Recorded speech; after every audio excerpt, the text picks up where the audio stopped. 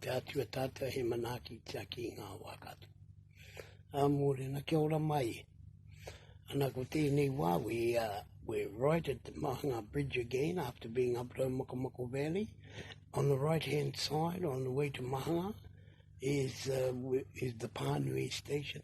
At the moment it's a dairy farm, but before it was, well, our tipuna probably owned it, but the man who lived there eventually was an old man, Captain Johnson, he was known as, and he was quite a well-respected man because he provided mahi for some of the people on the back road, and they knew him well.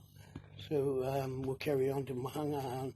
On the right-hand side, going down there past Pānui, there was, I think living on Pānui Station was where the Brown family, Uncle Alfano there, the Brown family that lived there.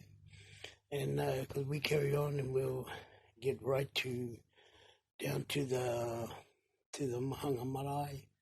Around the Mahanga Marae, there was quite a fair community down there at one time. We had Uncle Bunny Taylor and his mother lived there, of course, and his family. He lived there with his family, Uncle Bunny, and of course Uncle Bob and Auntie Wahati Rārere. When I used to go to Mahanga, my mum always took me to see Nani Rapua.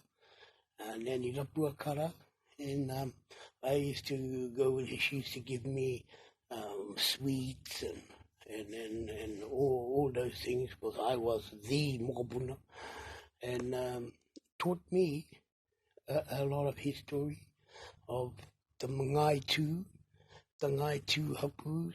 There were two Ngai Tū hapu, and sort of both at Mahanga, but Nani Rapua used to go to do that. Of course, Morarere's wife, who became her caregiver for the rest of her life while she was alive. And of course, there was Uncle Chappie Rārere, and he lived there as well, and our cousin Moa, Moa. They all lived at Mahanga, so we carry on up and we get to Rotopounamu, or the lake up there.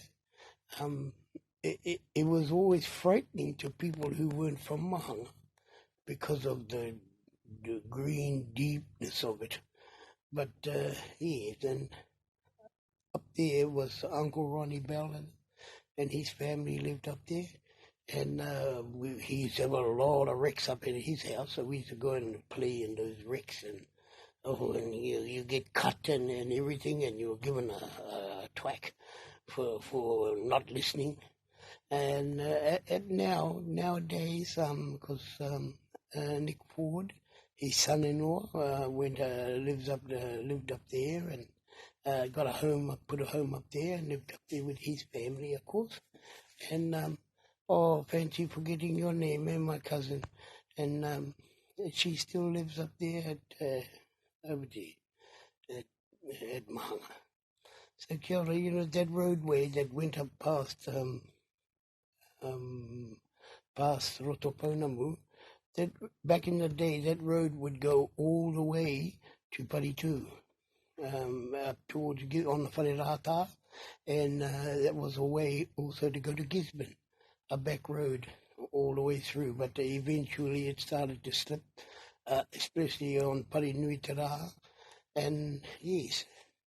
And of course, down by Rotopounamu also were the Bowen family, where old man Bowen and his wahine lived there, and of course the sons, I think Arthur still lives there, resides there on the whenua there, and of course Jack, but and his sister, of course, and Mrs. Bowen and her husband Jim Bowen and his wife, they came over from Rakaipaka, as my mum and them did, because we'll go back down to the marae. Now we're down the marae there, opposite the marae on the roadway that goes down to the Mahanga beach.